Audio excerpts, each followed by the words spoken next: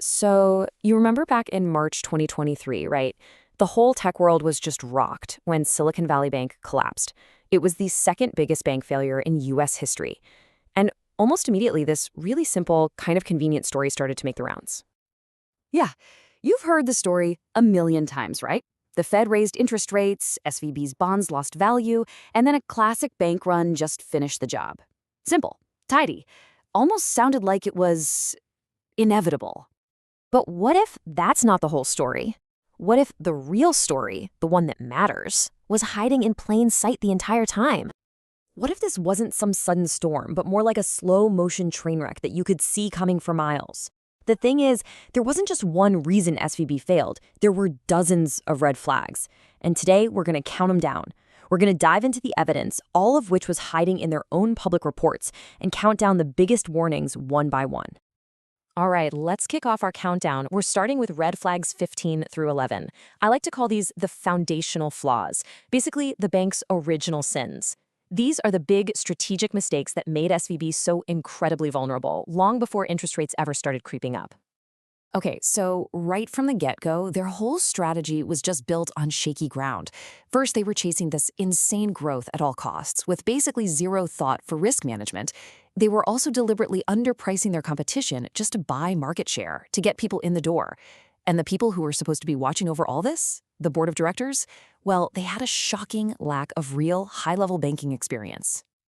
And just look at this number, plus 271%.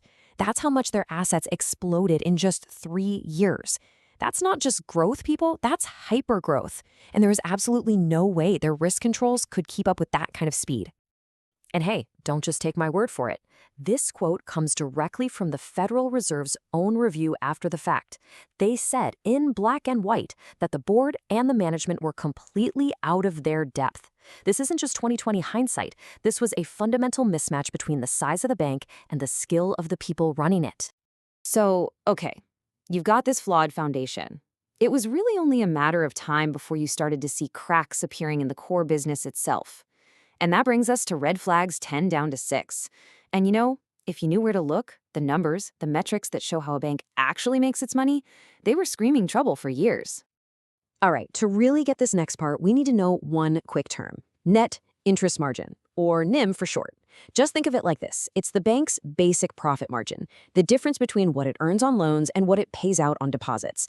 A healthy bank has a nice, healthy NIM. And wow, this chart just lays the problem bare, doesn't it? For nearly a decade, SVB's core profit margin was consistently, and I mean consistently, lower than its peers. They were literally buying that explosive growth with cheap loans and paper-thin margins. It was a strategy that was totally unsustainable. And of course, when the market turned, that weakness turned into an outright crisis. By 2022, when depositors started getting a little nervous, SVB suddenly had to pay more than their competitors just to keep cash coming in. So think about it. Their costs are going up while their profitability was already in the gutter. That's a classic profit squeeze. And here's the real kicker. Even though their loans were cheap, SVB was actually expecting more of them to go bad than their competitors were. By mid-2022, they were setting aside way more money for potential loan losses.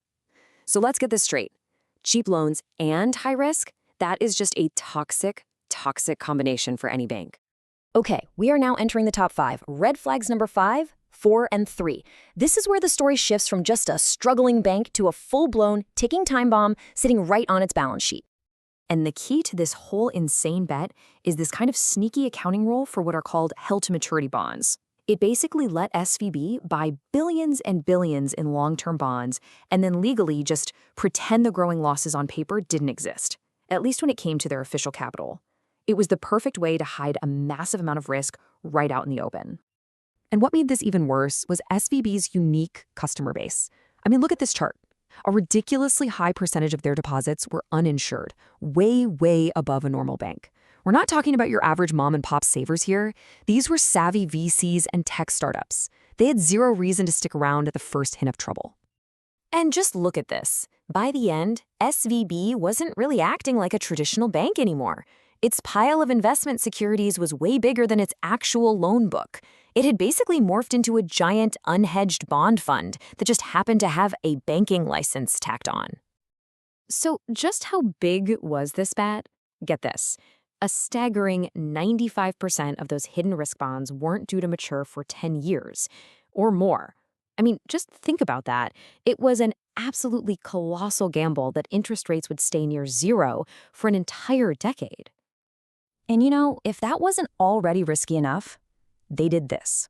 In the middle of 2022, just as the Fed was jacking up rates like there was no tomorrow, SVB management made the decision to actively remove their insurance policies, the hedges that were protecting them from exactly this scenario.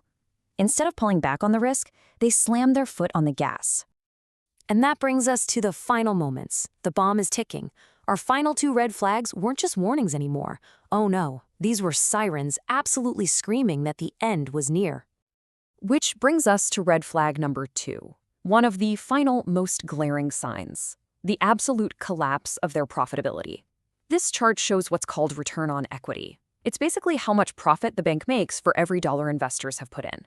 And after years of looking pretty good, just look what happens in late 2022. It just falls off a cliff.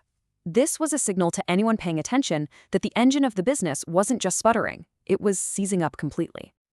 But what about the people who knew the bank the best, the insiders? Well, their actions spoke way louder than any report.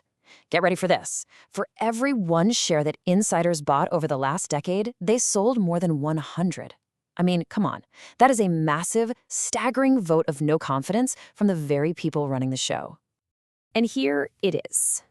The number one red flag. This. A direct, explicit warning from their main regulator.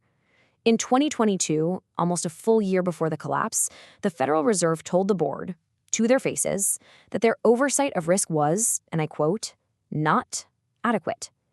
They called it a matter requiring immediate attention. This was the 5-alarm fire bell, and they just let it ring. So when you put it all together, that simple story about interest rates just falls apart, doesn't it? The collapse of Silicon Valley Bank wasn't one thing.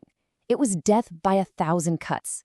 It was this cascade of failures, starting with a flawed strategy, a rotting core business, a ridiculously massive bet, and finally, direct, repeated warnings that were completely ignored. And that leaves us with one final, pretty unsettling question. Every single red flag we've counted down today was visible. It was all there in the bank's public financial reports.